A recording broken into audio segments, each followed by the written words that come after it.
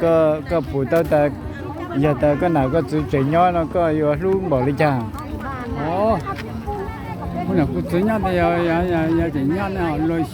yêu luôn, rồi cũng mà cha rồi cũng tu luôn mà, làm quá làm gì rồi tu luôn là chuyện nó mất học phụ thành rồi yêu thế, yêu tu luôn rồi,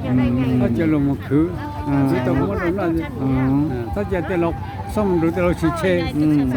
xong qua, rồi để nó qua chứ. Tiếng bài cái khối Chỉ tao tôi kể rong rồi. Thì nó yêu cháu yêu ôi cho yêu ha, lên đấy à?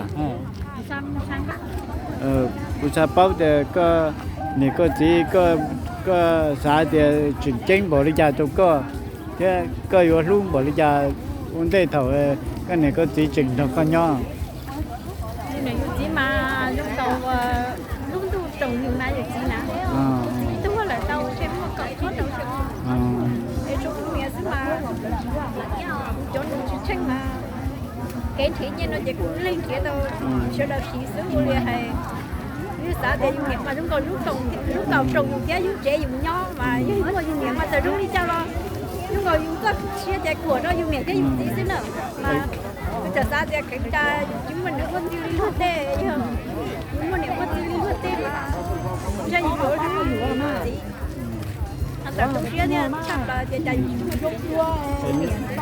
có hai câu luôn bề thì nu to tua thêm một chỉ từ bao cờ là cái bao để có tua to thái tây tua một thái tây đó tông sừng lâu vậy nênรู้rõ ồ rõ mà tú bây giờ